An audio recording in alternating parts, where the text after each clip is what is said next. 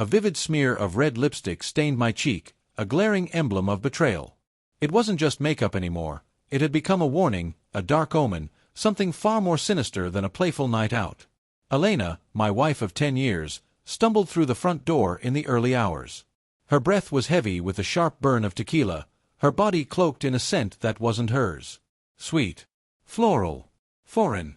She swayed unsteadily, struggling with her heels, then met my eyes with a foggy stare. "Sorry, darling, I'm late," she muttered before leaning in. Her kiss was clumsy, leaving that crimson streak across my face as though it meant nothing. "Girls' night ran long," she added with a laugh that felt forced, brittle. That laugh, once the melody that warmed me, now twisted my stomach.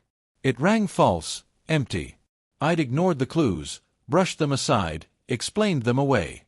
Missed calls she couldn't answer, messages she hid from me, sudden obsessions with her looks, new dresses, fresh hairstyles, lingerie untouched for years. She swore it was all for herself, for her confidence. And I wanted so badly to believe her.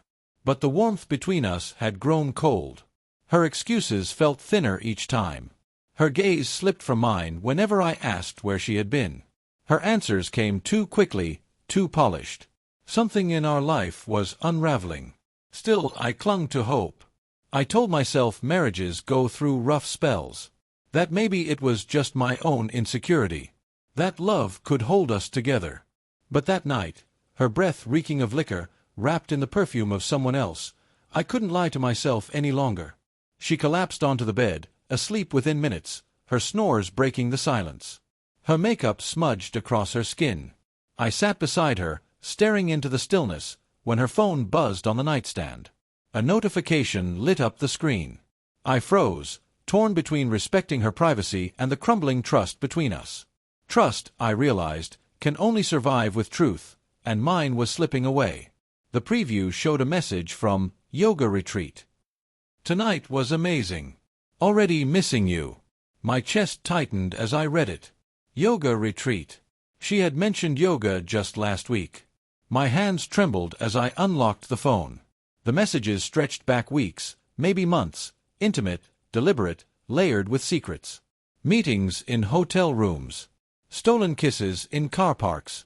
Whispered affection, laughter, desire. This wasn't some fleeting mistake. It was an affair of the heart, carefully built in the shadows. And then I found the voicemails.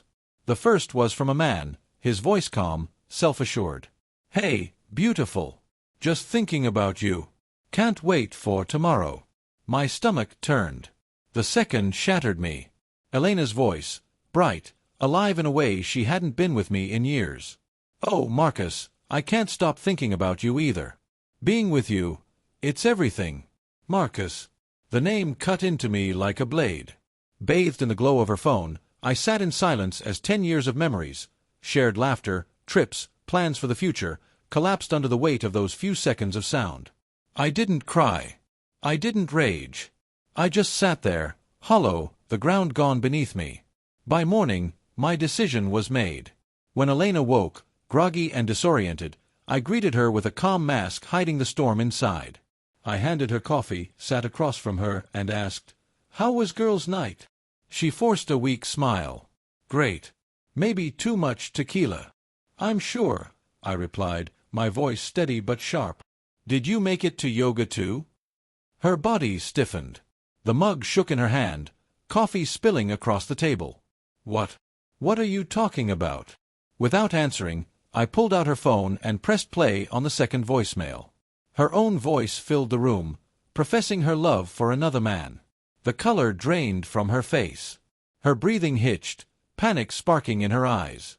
The truth stood between us, undeniable. "Who's Marcus?" I asked, my tone low, laced with fury I barely contained. Her mouth opened and closed, searching for words. Finally, she stammered, I can explain." "Explain." My voice cracked, the pain spilling out.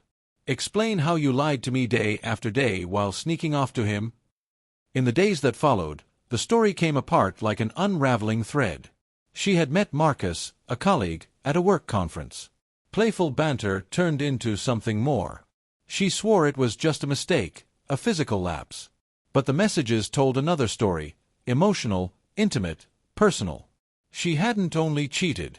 She had built a secret life while pretending ours was whole. The agony was unbearable. I couldn't look at her without feeling sick. The trust was shattered beyond repair. But I wasn't finished. I needed Marcus to face what he had done.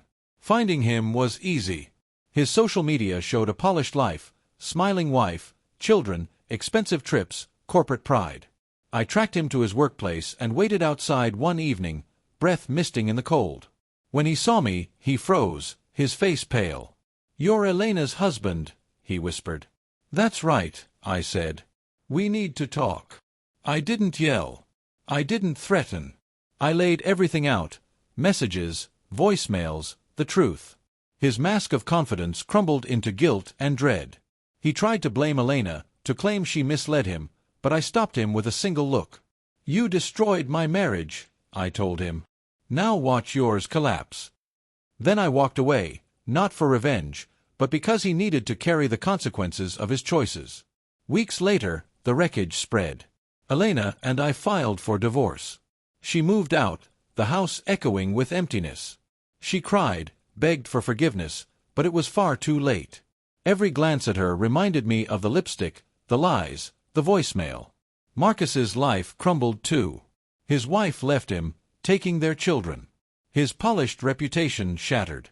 The perfect world he flaunted reduced to ashes. But there were no winners. Only ruins. I sold the house, unable to live among the ghosts of what should have been. Alone, I started over. The silence was heavy, often crushing. But slowly, I rebuilt. Work gave me structure. Old hobbies became refuge. Friends kept me afloat. Piece by piece, I found myself again. Years later, I saw Elena in a cafe. She looked worn, her smile faint, her eyes dimmed with regret. We spoke, not about betrayal, but about time, loss, life. She apologized, her words steady, her remorse real. I forgave her. Not for her, but for myself. To free my heart from the weight I'd carried for so long. Forgiveness didn't erase the past or excuse her choices. It gave me peace. The lipstick stain, once the mark of her deceit, had long faded. The pain dulled. The wounds turned to scars. And those scars were mine, proof I had endured, rebuilt, and learned how to feel again.